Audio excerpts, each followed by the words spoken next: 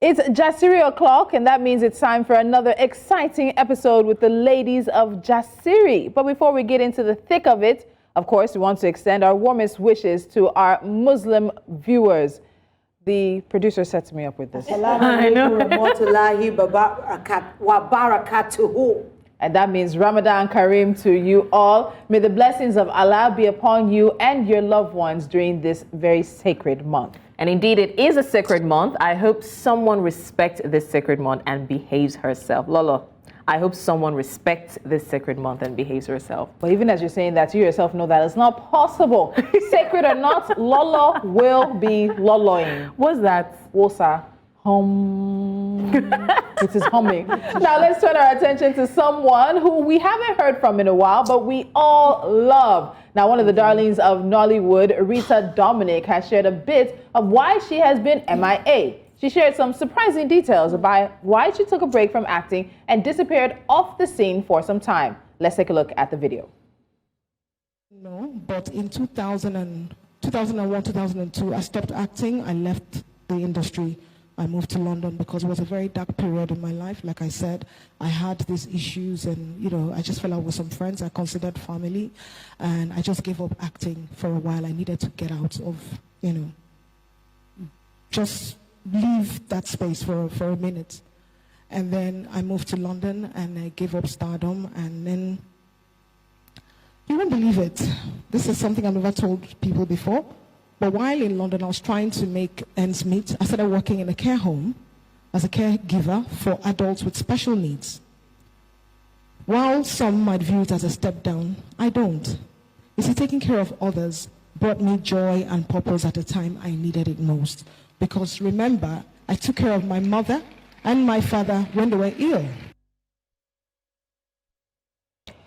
And that's Rita Dominic there talking about stepping back from acting, taking some time off. And then, she still had to make the money roll in, still had to take care of needs. And she decided to be a caregiver in London. Now, there's been a lot of reaction to this. What are they reacting to? I don't know. It's Rita Dominic. But you see, those are the things I keep saying to people, that we do a job. She's an actor. We live our lives in the presence of a lot of people, but people forget that our humanity is still the same. We poop, we have babies, we cry, we hurt. Everything that happens to regular people happens to her. Yeah. And everybody has gone through some depressing moments that you truly need to take a step back and just reassess your life and do, some, tracking and just know what you want to do from now on. Yeah. And so if she did that, it's something we should applaud, that she even has the courage to be able to speak about it. That should make everybody feel at ease, that even the best of us can have down moments. I tell you what, there's nothing I respect more than living a low-key life. Like, I've always said it to my friends, that I love celebrities that have this mystery around them, to be honest. And most times you won't fault people who just go off the radar. Genevieve chose to do it, and someone just saw her picture. Maybe she wasn't looking all made up and all, and they said she was depressed. It's obvious that Rita Dominic wasn't doing that because she needed the money. Like she said, she took care of her mother, and taking care of people gives her joy. Now, imagine she had posted that on social media. It would be another set of reactions that will be here. So people would react whether or not you do something in the public eye. So I respect people for just taking a step back and doing. If she was out there, really out there in the media, she probably would have contemplated doing this, because to be like, what will people say? But the fact that she could just take a step back and do it off the media, I respect that. I do, and I think also we need to give people grace. I think that's a lot of the things that's missing, particularly, and I won't just say for Nigerian social media, it's social media around the world. We need to give people grace. We don't know what's going on behind the scenes. I was reading, in my downtime, I scroll social media, and I saw teachers sharing situations in which they realized they don't know what's going on with students. So this lady was talking about the fact that she had a student who was late every single day, had barely managed to pass, and was even guilty of plagiarism. And she was going to fail her, but she said, let me have a conversation, only for her to find out that the parents of the girl in university had lost their jobs. She's now working overnight, working to keep the family together. And she was also a single mom. So she didn't know what to do. She had a deadline for the submission of the assignment. And that's why she plagiarized, because she didn't know she could ask for an extension. People deserve grace. And especially people who have put themselves out there for us, who have their life's work is the enjoyment of what we see. I know, we look at these celebrities and, we've talked about this before. We almost feel like we own them in a way. Because we go to their movies, we support them. I want fans, we're their fans and everything. We feel like they owe us explanations. It's not even like... Exactly. I do the same things they do. And you cannot imagine how people feel they own me. Half of the time when people will see me say, so how's Zara? How's school? Like, she's fine. So what are you doing now? I see you on Jasiri. Nice, you always look nice. I like that. And they converse with me and I am like... Some people would even question your personal decisions. Oh, yeah. Oh, please. People act... But do you know that another thing that I am beginning to think that, is it possible for us to draw a line? Because people will tell you if you put it out there, or if you're a public figure, you have no right to expect privacy. Speak on it. But sometimes you're just putting out things that really matter to you. And it's not because you want to gain any kind of... You're putting out the same thing that ordinary people put out. Yes, but people, because you're a celeb, people will put some premium on what you post. You don't own nobody and they don't owe you anything. I think people need to understand that. People need to realize that, because I hear people even saying things like, recently when Moses Bliss was complaining that his wedding IV leaked, someone was like, yeah, but we're playing your song. So when you started going about inviting people, at least you owe us that, for us to know why. It's not like you can even get access into the wedding. So we need to we need to do better. And I'll give Rita Dominic her props. She's been one Nigerian celebrity, especially as a female, that has been very private. There's a difference between private and secretive. And I always remember there was one Nigerian actor I didn't know was married and had kids. And then all of a sudden we just hear about the divorce. I'm like, wait, you were married and you have kids? That's secretive. Privacy is knowing, yes, you have a family, but you decide that your family is separate from what you're doing. They're not going to be in the limelight. So I've always applauded Rita Dominic for that. She's always maintained a level of privacy and mystery. And I think as women, I think sometimes women need to maintain that level of mystery about you. It's just something, that's just me personally anyway. But we're going to take a quick time out. There are a lot of things for us to get through today. And today we're looking at, of course, gender norms and gender roles when it comes to raising children. And I will say one final thing on Rita Dominic's story is that it emphasizes that you are not defined by what you do, but by who you are. And it's inspiring to listen to her and hear her talk about how she embraced a different role from her acting career with such grace and purpose. And personally, I think it's a reminder that our paths may take unexpected turns, but each experience shapes us in profound ways. All right, so we're going to go ahead and take a quick time out. When we come back, it's a conversation with a renowned consultant, family physician, and an advocate for children's rights as we look at, of course, raising children beyond gender roles. You're watching Jasiri. We'll be right back.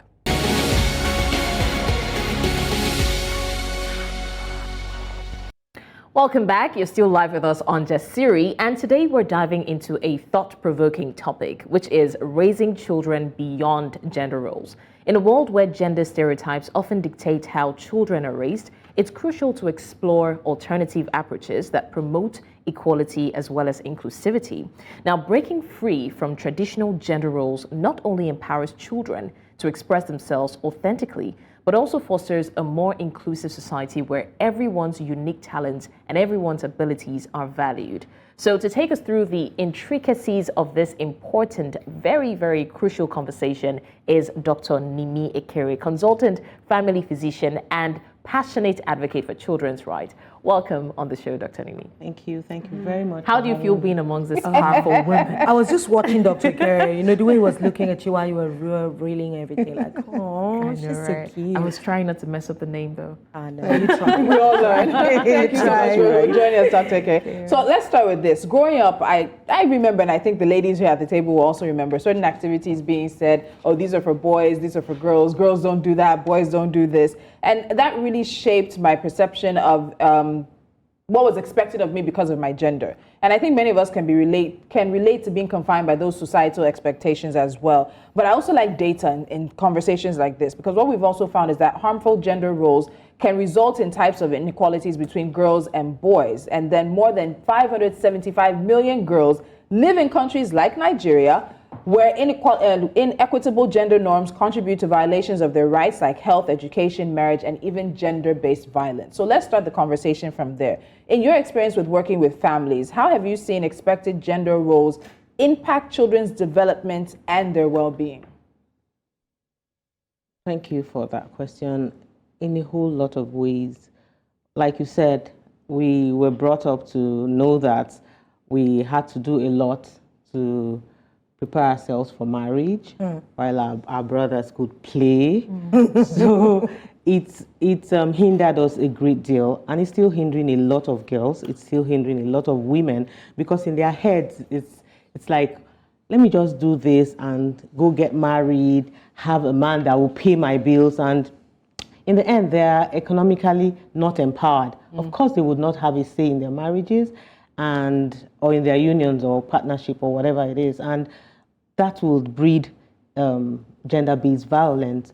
Again, on the other side, on the flip side, we have men that have been told that they are men, or boys that have been told that they are men. The Lord and Master. Yes, and that they can't express their emotions. You wouldn't believe that I saw a parent, a father, with his child along the hallway of my children's school, and he was telling his child, "Why are you crying like a girl? Why are you crying like a girl?" And this is what they are used to from the formative years. And of course, I don't believe in mind your business when it comes to children. I believe that we should go back to those years where we were not minding our business, where we were raising the child. communal way of raising children. And I said, "Excuse me, sir, this is not right. You don't tell a child that they should not cry like the other gender. And even as a man, you should be able to express your emotions." And you know, the sad part of it, ultimately, these boys cannot express themselves because of the stigma, because society has conferred on them the cloak of immunity. They've given them that they feel that masculinity is equivalent to internalizing pain. So over time, they have bottled up emotions, they have unresolved trauma, and how do they explode? How do they let it out? Vices, taken to vices, substance abuse, and a whole lot. And even in rehabilitation centers, my center, I have a foundation, you find out that boys shy away. I've also heard from a father that it's it's better to protect girls than boys. So it's not like the boys are even left out in this inequality. They are also victims. You know, now that you've talked about some of these things that you have seen in practice, you know, right now the conversation is changing across the world. Everybody is talking about gender equality, and we're trying to look at it now from the formative years before it becomes that dragon that comes at us as a society. But here on this continent, Africa, Nigeria, it seems like it's a battle. Many of us just think the way we think, including women, because sometimes we're the perpetrators of our own problems. We're the ones that hold tightly to these traditional ways, and we keep saying to our children, let your brothers go and sit down. You come go to the kitchen. In my home, it's reverse. Everybody, I tell my children, if you can't eat, then you can cook what you like to eat. One of my sons will vehemently kick against it and say, no, it's not my job, it's not my duty. I said, no problem. Everybody cook for themselves. When Roland wants to eat, let him cook for himself. At that age. So how do we break free? Because this is entrenched. You've already said it. Because I want You're to breaking add, stereotypes. Yeah, but I want to add, because she's fighting it at home, but obviously her son is still hearing it somewhere else. Even if we're doing it at home, we're also facing it, and these children are being yes, take it from there too. So yes, it's something that we will keep doing.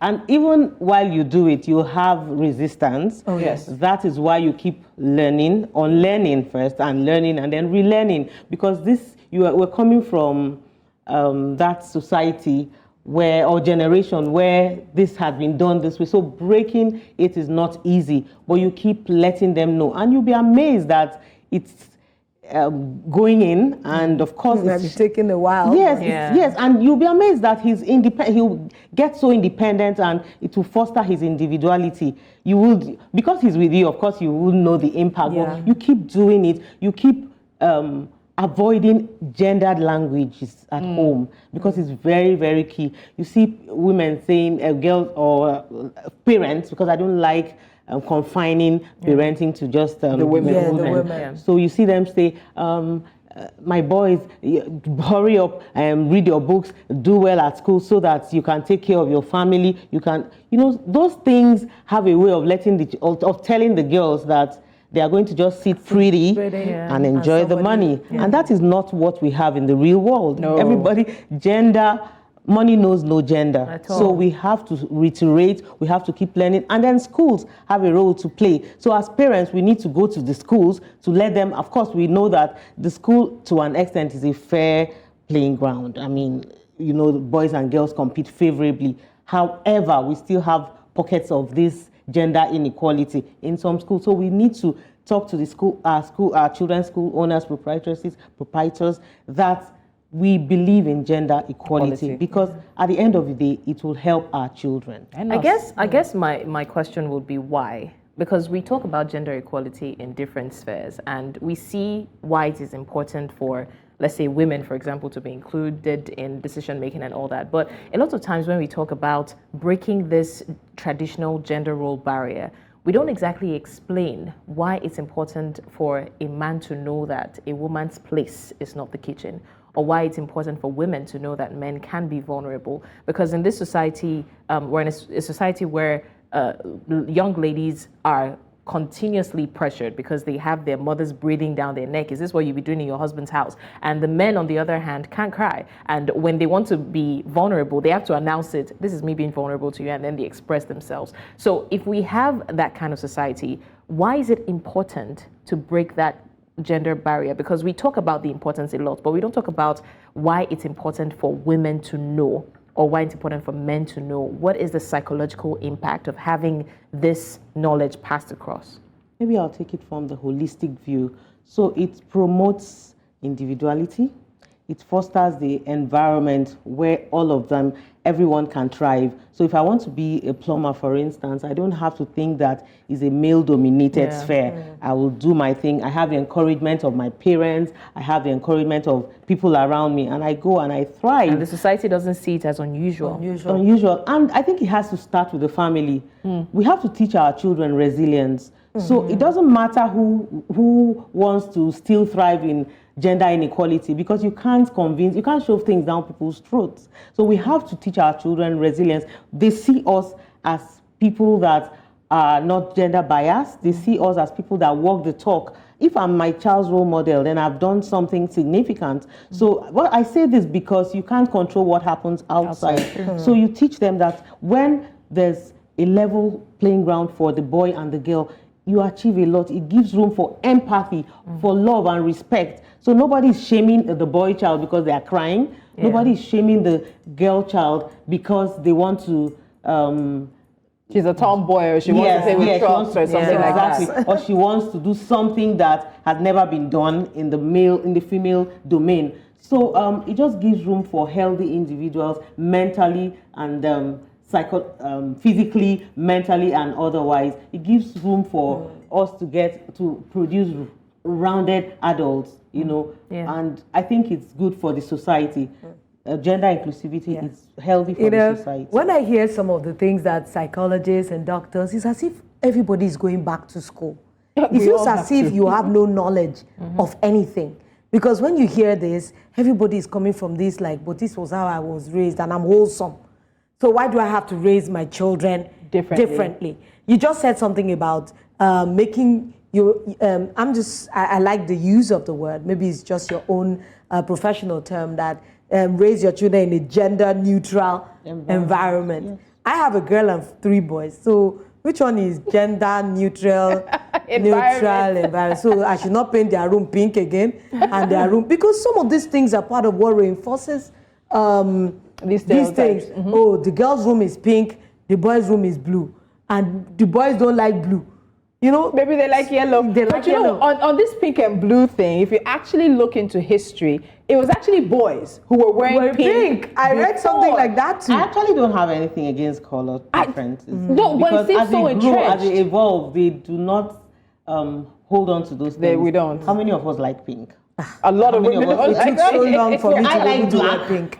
I'm with you. I like dark colors. So I think that it just makes it's what makes them who they are. So I don't think that when people say that, that's their opinion. I don't think that should be taken out, because femininity is nice. It's nice, and there are things that are associated with femininity. However, it shouldn't make women or girls to be relegated to the background. That just adds spice to the femininity that we all, you know, talk about. But I don't think that realistically it does anything. I just want to ask, I mean, you can't stop them from playing with toys. When you say gender neutral, are there words we need to avoid? Are there particular things like I can just say, oh, don't use this word? It enforces or reinforces this thing that parents can just shy away from and abstain from using. Yes, the very common one. Is this what you'll be doing in your husband's house? You're a man. You can't even cook vegetable soup. So when you get married, who will cook for you? Mommy. Some people can get it done. I mean, as long as there's money. I mean, this doesn't also undermine the role of the man and the woman. Anybody can cook, but don't make it look like that's the only thing the girl child was born to do. Because when you do that, it makes them less ambitious. It makes them, look at you chasing your dreams. You're happy. The sense of fulfillment. And then what it does to the workforce is that there's diversity. So the men can do a lot, the females can do a lot, because they have that atmosphere or environment of nurture, environment of equality. I think that's the word. So it does a lot. Then the next thing is you have to go and work. Okay, let's talk about it. Oh, he doesn't even have male children. Who does he leave his inheritance for? So I like that. I like where you went with that, because that's so African. Very. So, Dr. Kerry, I want to ask about this, because you mentioned that when we do gender neutral and we don't push our children into sort of these gendered boxes, it leads to individuality. It leads to children being able to explore the things that make them happy. A lot of people that are watching, I'll tell self-esteem. We're Nigerian, can you self-esteem? Wait, I'll get to what is my child's self-esteem? What's my business? Do what I asked you to do. Let me raise you right. Don't go and disgrace me outside. But my question is actually about, because someone watching us now will be thinking, this is a Western ideal. This is a Western conversation. And we see how parenting is in the West. Is it the same children that will stand up and slap their parents? Is it the same West that is now having all these conversations around non-binary? A child will choose their gender when they're 10, allowing children to start taking drugs and hormones because they want to become transgender or change their gender. Is that the West that we want to be looking at when it comes to these gender conversations? Because I'm very sure I know there are Nigerians out there telling me this is a Western conversation. What is their business with this? I don't altogether agree with you. I don't absolutely agree with you. Things are changing. Before, our moms could sit pretty, take care of us, while our dads go out and provide. But right now, it's not the case. But my mom has always worked. My mom has worked, but you know that my mom has always, in fact, she retired as a director. But the truth is that the men were providers. At that time, largely, a lot of men told their wives not to even tell them how much they earned, how much they shouldn't bring in anything. Right now, women are making impacts. See, Ngozi Okonjo-Iweala, people, it's changing. The dynamics have changed. So I think that we should wake up to the reality of the times that we're in and not go to those spaces. Old days. She wants to say Stone Age. So I think that it's okay, because I mean this is a blend of two major things now, and my question is channeled towards the balance, because I think it's okay to want to accept, the Western culture of raising kids. Because and who says it's Western? Who says gender equality? Well, so we're very cultural in this part of the world, right? So we hold on dearly to our culture. We might know that works, but we hold on dearly to our culture. So if we're now allowing it to happen, then there's a bit of Western influence, let's be honest with ourselves. But the truth is, if we're going to imbibe that culture and allow for gender neutrality and things like that, that's where what Tolu said comes in. And this is with no respect to any community. I don't know how to put all the alphabets, but this is with no disrespect rather to any community. But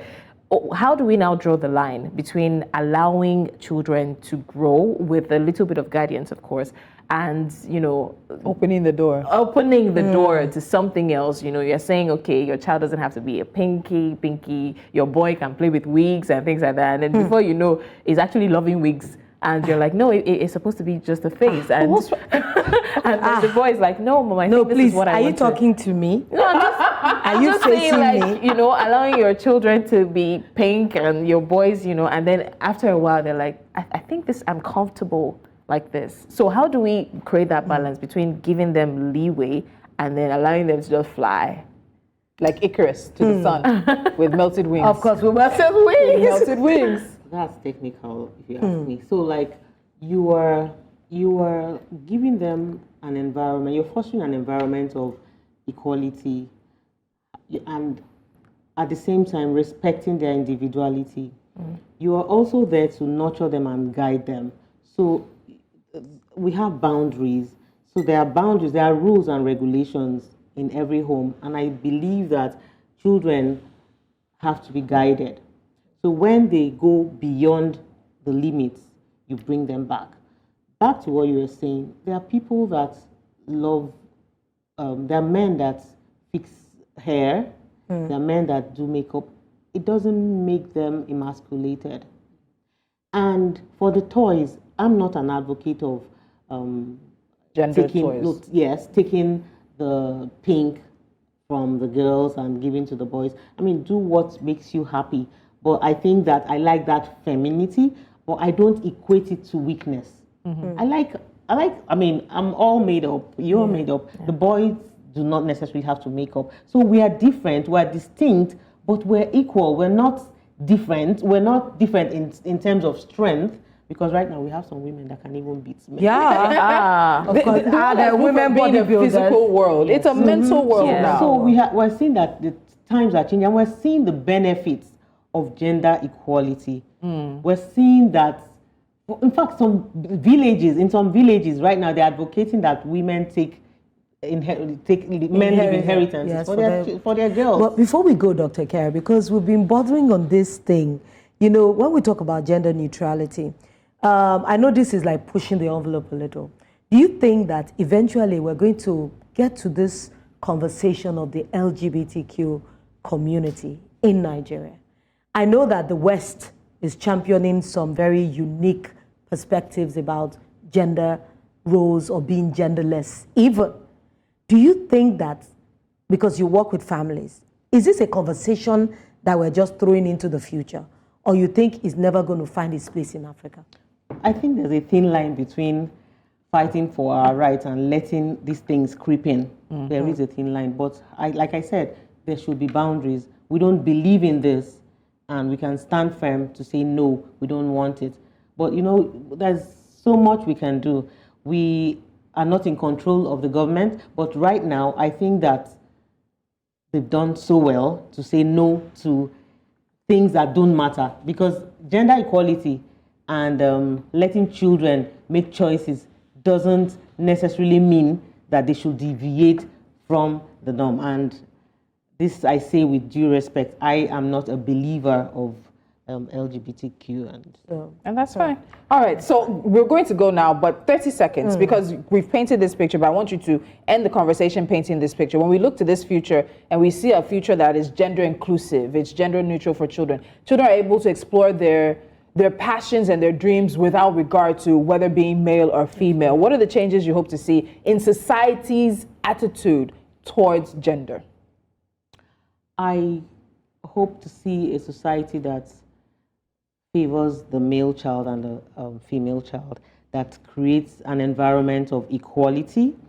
I also hope to see parents rising up to the occasion to stop the biases, to navigate the complexities that come, because definitely we would have barriers. Even in our religious houses, you hear them misinterpret the holy book. They say women are the weaker sex, weaker gender, vessel. Yes, that's the word. So we'll have resistance, but if we keep at it, I think we'll make positive impact. Yes. We want to say a very big thank you to you, Dr. Nimi Ekere. Thank you so much for being our guest. We enjoyed the conversation thoroughly, and it's been very insightful. Anyway, as is our we do this all the time. We're going on a short break now, but when we return, we'll be diving into the hot end of our discussion. Hot topics coming up.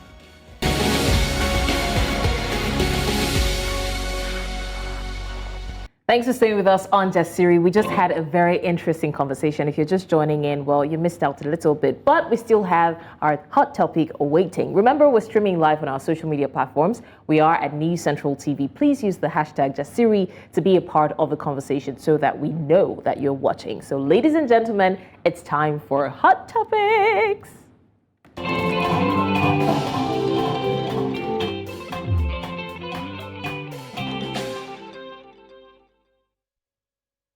So we're not wasting any time on this because it's literally burning in my throat. We're diving right into the conversation, and that is the conversation that has everyone talking. Now, it comes from the live Senate plenary of yesterday. If you didn't see that, like Tolu said, you might be living under a rock. It ended with the suspension of Senator Abdul Ningi following allegations that he made against the Senate and the Tinubu administration of budget padding. Take a look.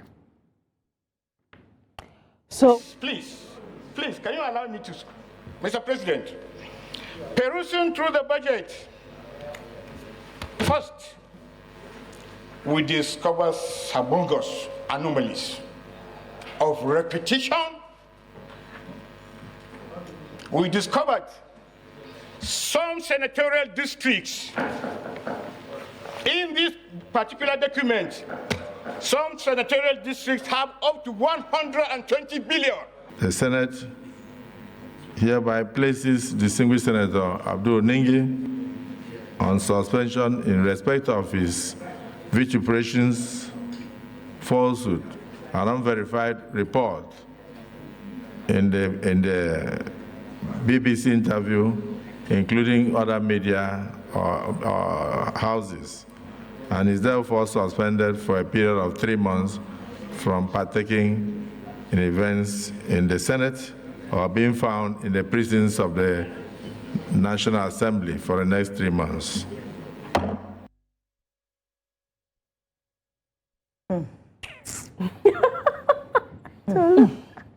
Anyway, so watching the shenanigans on display yesterday by people who call themselves honorable and distinguished, 2 words that I'm very sure many Nigerians will agree with me are not necessarily involved when we talked about the National Assembly. At all. It was very, very, very disheartening. I want to say, Yoruba Kila Maso, sure. As in, how can we trust our leader? So, the Senate President, Godswill Akpabio, was telling me in that Senate plenary that they have investigated all the claims that Senator Abdul Ningi made, found the claims to be false, and suspended him. So they sat down as judge, jury, and executioner on these all claims. By themselves.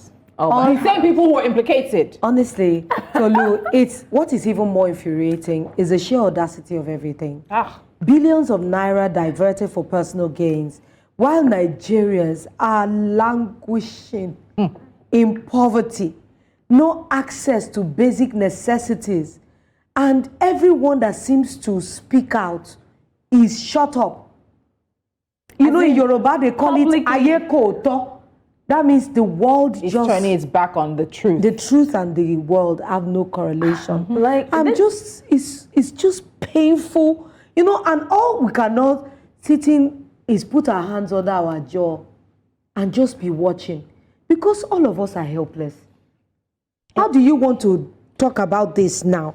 Before you know it, this man will not just be suspended, he will be totally taken out. Honestly, he has resigned as the chairman of the Northern Governors Forum, because again, how does he want to do that responsibility being suspended for 3 months? We also need to think about this suspension in terms of how it affects his constituency. That also means they have no constitutional representation within the National Assembly for the next 3 months. So decisions that their senators should sit on, agree to or disagree to, representative of them, they're not going to, quote unquote, have their voice during his suspension. This is what you get when you have autonomy and no accountability. And, you know, gone are the days when we said if it's that it was, you know, videotaped or we saw it happened in front of everybody, maybe they would have watched what they're saying. But now, right in front of everybody, they're doing what they're doing. I can't believe it, to be honest. I would say that I'm used to it, but there's honestly no getting used to this type of thing. Like, someone literally calls you out, says that they found billions of naira, as opposed to defending it, because of course you know you can't, you now sit down and say that without verifying, without doing your investigation, or was even there to investigate because you're the one who was implicated, you're now saying that it has no basis. How did you come to that conclusion? Honestly, I am already, if it's not that, you know, there are many times in my life that I would look at this nation and I used to have hope. The reason why I've stayed here this long and I'm still here is because I actually believe in the nation, that the fabric of Nigeria, the fabric that we were hewn from. Which fabric? It's 2 yards. good. We have Tolu in this country. Wait, we are not a country that is grappling with no resources. There are countries like Dubai that have almost zero when it comes to natural resources. They have the same oil you have. The oil that we have, the same resource. We just don't have just oil. We have vegetation, we have forest, we have bitumen, we have so many natural resources that we can actually build virility from. But see the way we are tanking our country. Honestly, it is high time that we hold our leaders accountable for their actions. How now? How this do you culture do of that? Must end. How? It's obviously impossible. I don't want to say what I've always thought in my heart. But you see, that thing that we all fear is probably what will take us out of this abyss. Let me tell you. When the people would stand up and say, enough is enough. So let me tell you, the hope you have of a country that you talked about being hewn from a material and a fabric, which is 2 yards. That 2 yards, it is tattered, it is torn. The hope I have for Nigeria is not the country, it's Nigerians. I can never stress it enough. There is no way that Nigeria should be in the state that this country is in. We leave the shores of this country and Nigerians are excelling. There is some kind of God-given talent, even though I'm not the one to normally say it. It just feels like there's excellence somehow in our DNA. Yes. But once we're within the shores of this country, it's like there's a kryptonite within Nigeria that stops that excellence. It's like we have the literal worst of us leading the majority and the best of us. How are we supposed to, what happens? Because we see all of that. Ningi is suspended for 3 months now. There's also another senator who spoke up yesterday. So the allegations stem from this whole budget that was passed. He's saying that the budget that the Senate approved was a 25 trillion naira budget, but the one being operated by the Tinubu administration is a 28 trillion naira budget. Where did 3-point-something trillion naira Which come is from? Obviously budget padding. And it's like, now people are 500 even million saying naira per senior senator. And some people say they didn't get the. Please, let's roll the other video. Let's go to the other video. It's just unfortunate. If we want to go into those issues, all of us are called people. Some senators here, so-called senior senators, got 500 million each. I am a ranking senator, I didn't get. Did I go to the press? Most of you got. And yes, if we want to go into those issues, excuse me, if we want to go into those issues, yes. So I think that Senator Ningi, I'm seeing about again. I know Yes, yes, blessings. Did they just put up the his answer mic? to your question, if you watch this live, because News Central carried this live, the entire plenary, there are several instances where senators' mics went dead. Yeah. Because I literally wanted to hear what he wanted to say about your- it, and they literally put off his mic. The mics were offed. Honestly, Offing of mic. this country will never cease to amaze me.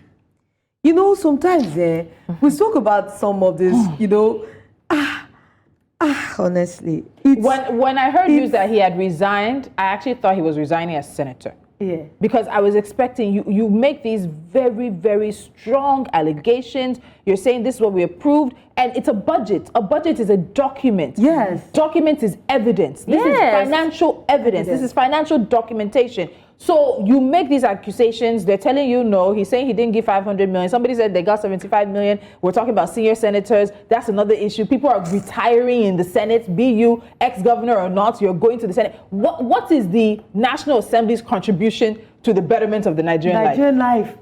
Oh, they're just literally giving me a headache. And you know, we just had the controversy of the vehicles. when a senator went on national TV and said the reason that they did not choose locally made was because of the roads. Bad roads. That they have, while they're not the enforcing agency, they have the power and they have might to make sure that some of Nigeria's federal roads are fixed. So my thing is, now we're seeing the repercussion of trying to be good.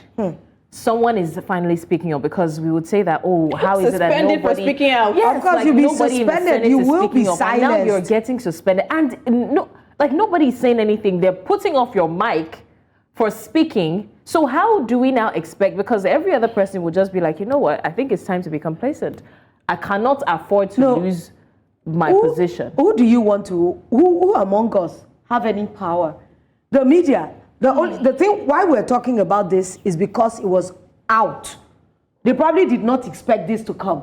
If they expected this to happen at the Senate, they probably would not even let media people access the information.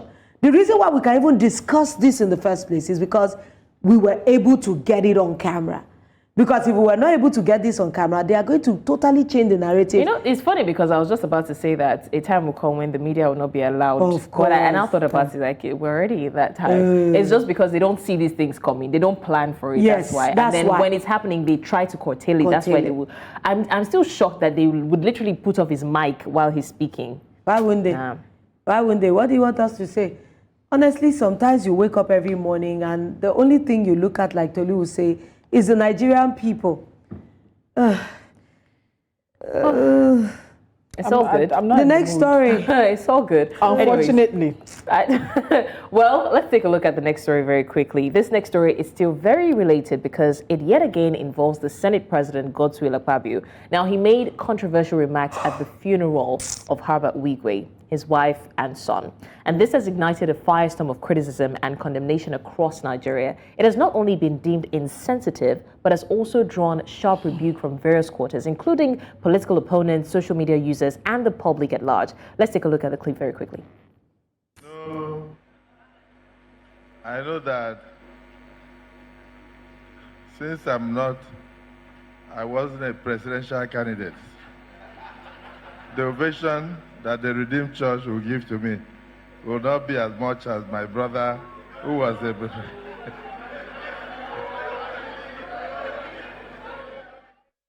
So he's referencing the fact that in the they were recognizing Peter Obi. Not just Peter Obi, they were recognizing special guests and dignitaries. And when Peter Obi was recognized, there was a resounding clap, and it went on for a few seconds. I even thought that was overdone. Because you had a funeral for somebody. We're not this not political.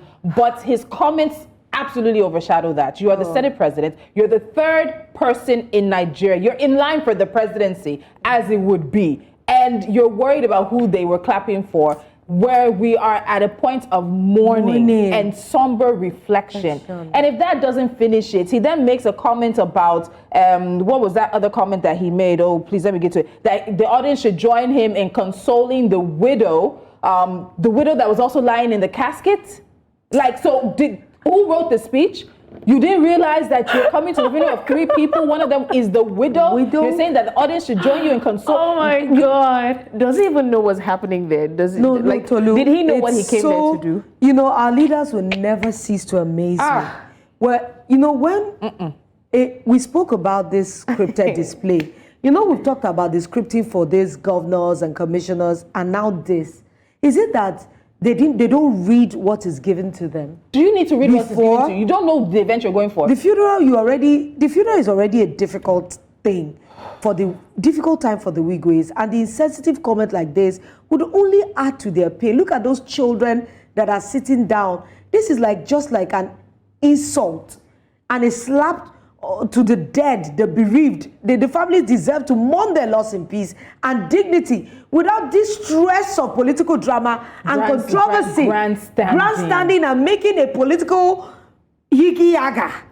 at somebody's funeral. Honestly, when they say the government is a reflection of the people, it comes to play every single time. Because look at some very insensitive set of people also complaining that Herbert Wigwe's daughter did not stand up to greet Do someone. you know the amount of grief that girl And at that point, in that instance, she's the one people are consoling. Yes. She did not have to. I quickly need us to take the comments of Atedo Peter's side, particularly on what Senate President Godswill Akpabio said, because it really speaks to what many of us feel. He said, for the record, I was among those who found the Senate President's comments at the Wigwe family funeral in PH to be in poor taste. He began by lamenting that Peter Obi received greater applause than he, Akpabio, got, and later told us to join him in consoling the widow who was lying in one of the three caskets in front of him. Jokes, political jabs at a solemn combined funeral. Me thinks this was self-centered and totally insensitive. And I'm 100% with Atedo Peter. Honestly, I couldn't have said it better. And I think it's people at his level that need to be calling out individuals and remarks like those made by the Senate President. Ladies and gentlemen, we have to go because of time, but we do thank you so much for joining us. A very big thank you to our guest, Dr. Nimi Ekere, and of course, our amazing ladies here on Jasiri. Don't forget, we are at News Central TV. The hashtag is Jasiri, and make sure you're here with us at 10 a.m. tomorrow morning. Catherine, unfortunately, was unable to be with us, but we send all our love. We love you, Catherine. We love you, Catherine. We'll see you guys tomorrow. Bye.